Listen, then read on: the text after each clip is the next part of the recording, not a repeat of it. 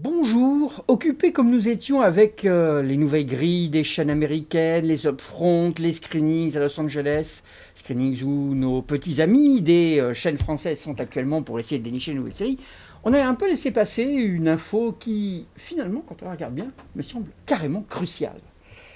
De quoi je parle? Vous avez sans doute vu que France 2 a annoncé triomphalement avoir racheté deux séries de TF1. Deux séries qui étaient auparavant acquises par TF1, à savoir Castle, une série policière, un petit peu une sorte d'arabesque matinée de Bones, remis un petit peu au goût du jour, et qui fonctionne plutôt bien aux États-Unis.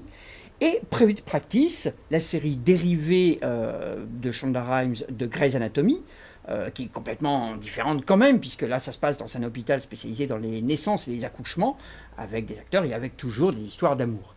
Et c'est vrai que c'était un petit peu passé à l'as. On a beaucoup, sur les différents sites web, dit « Ah ben voilà, TF1 revend ses séries, pourquoi, comment ?» En fait, on a oublié le centre de la chose, l'élément le plus essentiel, c'est que France 2 se remet à voir des séries américaines.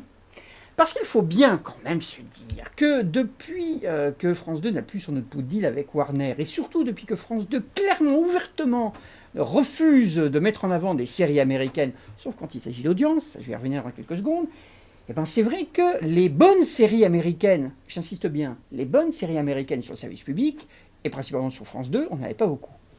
Et pour vraiment me rafraîchir un peu la mémoire, je me suis replongé dans un magazine que l'on avait édité, c'était en 2007, et pour me souvenir un petit peu, à l'époque, de la rentrée des chaînes françaises à cette époque, et de la conférence de presse de France 2 qui m'avait particulièrement marqué, dans laquelle carrément Patrick Descarolis disait en intro de sa longue diatribe et de sa longue conférence qu'il était extrêmement heureux que sa chaîne ne fasse que 6% de sa grille de prime time consacrée à des séries américaines et que grosso modo, Colquès était là pour permettre de faire des économies en achetant des choses qui ramassent de l'audience mais qui finalement ne sont pas très utiles et pas très intéressantes et que finalement comme ça permet de mettre ça dans des productions françaises, des séries bien patrimoniales, bien de chez nous, style Charles de Gaulle, la guerre, les machins, les trucs comme ça, les résistants et tout, très bien, certes, mais quand même.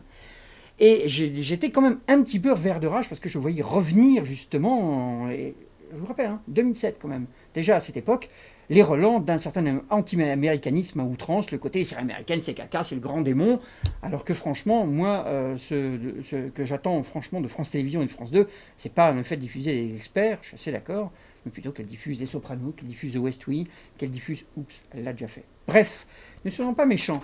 Cependant, quand on voit justement que finalement, au bout de quelques années, France 2 se dit quand même des bonnes séries et des séries américaines, peut-être que ça peut nous être utile en prime time, et c'est quand même à ce moment-là pas étonnant. Et donc, grosso modo, même s'il n'y a plus d'autres deal, ben finalement, France 2 a les restes, mais des beaux restes, parce que Castal, c'est quand même pas un petit reste. Les beaux restes de ce que les autres chaînes ont finalement laissé, de ce qu'elles ne peuvent pas diffuser, de ce qu'elles ne veulent pas diffuser, de ce qui ne correspond plus à leur politique éditoriale, grosso modo ce qui reste des catalogues, pour finalement faire quelque chose. Alors pour Castle, je viens de vous le dire, c'est quand même très clair, c'est quand même plutôt une bonne série, moi je la vois très bien sur France 2, je pense, en prime time, ce sera un digne successeur au grand succès de Cold Case, d'FBI Portée Disparue et de The Closer.